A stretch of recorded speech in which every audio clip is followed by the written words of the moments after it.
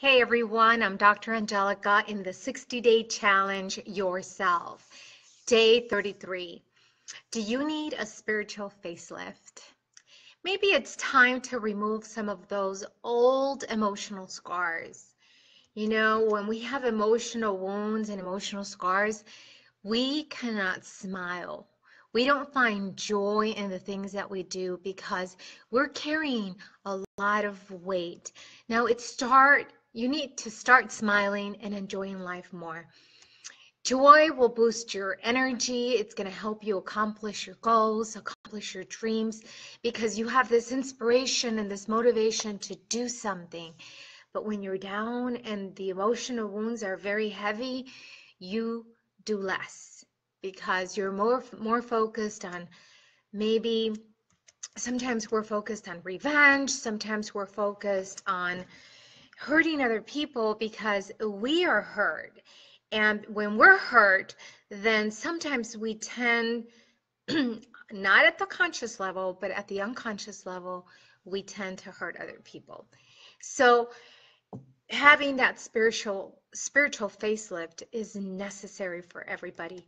You know, I'm an influential leader and I lead people to take action and to get the results they want. But many times you don't get those results because of the emotional baggage, those emotional scars that we carry and that we keep looking at on a daily basis.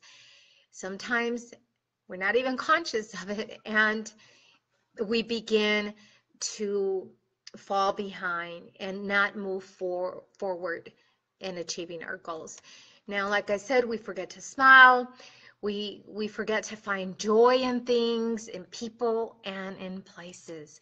It doesn't matter what we do because, you know, I've been there. I've been there with those emotional scars. When you're getting a divorce, when you're having financial hardship, when you're having a difficult time at work, you begin to build and create those emotional scars. In fact, people might say something and they don't intend to hurt you, but the way that we respond and the way that we look at things through those lenses, then we see it as an offensive action, as an offensive words, and we begin to react and take action. But I'm telling you, you need to heal those emotional scars. In fact, the only way that you can begin doing it is by having mental surgery. That's why I call it a spiritual facelift, because you have to do internal surgery. You're going to have to go within, deep inside, and begin pulling those emotions out of you so that you can get the results that you want and you begin to move forward. You see, when I had those emotional scars, I was stuck. I was angry. I was resentful. And I couldn't take action because I was focused on who harmed me. And maybe there was other people that were going to hurt me and do me wrong. You know, so I stayed safe in my nest, in my home, very secure, but I wasn't really secure because I was stuck in those emotional wounds. So people have tried various kinds of strategies or therapies, and sometimes it doesn't work. People feel that they don't work, but you know what's missing?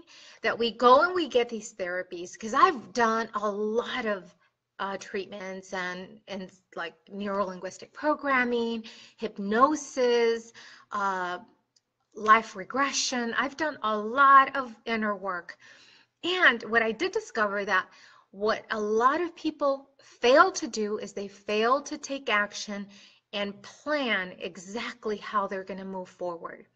Yes, you begin to peel all those emotional scars, but we forget to say, okay, how am I going to move forward now?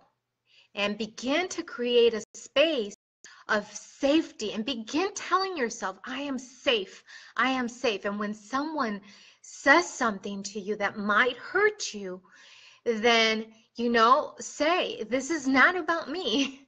Because it's not. Sometimes people will blur out, spit out, and offend you, or you might offend them, but it's nothing related to that person, or when that person's offending you, when you think they're offending you, it's not about you. You can twist and turn things around so that you can begin to take control of those emotions. And like I said, you begin to do surgery mentally by removing. The other one is forgiveness. Forgiveness is that scalpel which removes those emotional scars. I don't know if you heard of Ho'oponopono prayer, and I use it constantly, and it's helped me in my life. And the prayer goes like this: I forgive you and I forgive myself. I love you and I love myself. And thank you. So those three words are very powerful, and forgiveness is integrated in that prayer. So sometimes it's really hard to forgive, but just begin by saying, you know what, I'm trying to forgive you, and trying and trying. And when you begin to work with the words forgiveness, and you begin, and if you can't even say it, then I always tell people symbols and images are very powerful for the brain. So use maybe a light. You might want to use maybe a color, yellow or blue or green, whatever comes to you. Begin to use that energy of symbols or colors, so that if you can't say the word, I'm sorry and I forgive you, then begin to imagine that color coming in to the area where you need it. Begin to focus and close your eyes, shut your eyes, and just focus where that tension is when you have those emotions. If you're working with resentment, figure out, where is it stuck in my body? Because I'm telling you, my friends, I'm telling you by experience, I know that these emotions can really hurt you and create diseases, and they harm the body in so many ways. I know it because I've experienced cancer, like I've told you, and I'm going to repeat it. I don't care how many times I have to repeat it, because I know what my experiences have cost my life, my body, and my brain, and my spirit.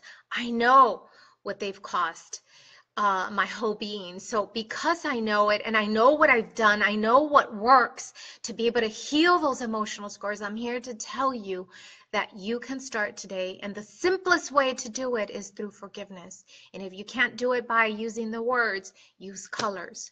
Bring colors into the body. Into it. Just imagination is powerful. There was a study where they had these people, and in fact, I want to stop right here and say, share, like, and comment below, because I commit myself in recording this every day. I'm tired sometimes. I don't feel like it. I have other things to do, but I'm committed here because I want to be able to touch people. Even if I can touch one person a day and make a difference, then that means the world to me. So comment and share below. And like I said, imagination, there's a study where they said that there was these people that were doing weightlifting. One group was actually weightlifting, doing the weights. The other person was working with their imagination. And then they had a third group where they were actually they were using imagination and the actual weights. Well, they saw that the person that was doing the weights and using their imaginations had better results. So imagination is huge here. So again, when you're working with forgiveness, imagine that color coming into your body, and healing. It begins to heal because you begin to release that energy. If you believe that everything's energy and you begin to release those emotional scars, you're going to see that you'll begin to heal. Don't wait until you get cancer. Don't wait until you get diabetes. Don't wait until you are stressed and depressed and you can't move any longer. There's a lot of people that commit suicide because they carry these emotions, their baggage, and they can't carry it any longer, and they commit suicide. And I know people that have done it, and I want to be able to help a lot of people to be able to begin releasing those emotions. My book, Healing Emotional Scars, will be coming soon, and that is one of my passions, and I'm here to be able to touch at least one life, or at least 2% of the earth, and make a difference. So share, like, and comment below. I'm using my desktop, so I really have no idea. I can't see if people are sharing or liking, but I'm hoping that when I end, I see comments and I see you guys sharing, because I do want to be able to touch lives and make a difference, especially those that are going into deep, deep, dark places of depression and they can't get out. You know what? I'm offering a 15-minute session and I use a lot of tools, NLP, hypnosis. Yes, I use regressions, and I use other tools that I have in my box. So I'm here to help you, and I'm hoping to make a difference in your life and help you achieve your goal. So love you and hugs to all, and I will see you very, very soon again. I'll see you tomorrow. And I'm going to keep talking about emotional scars. See you later. Bye-bye.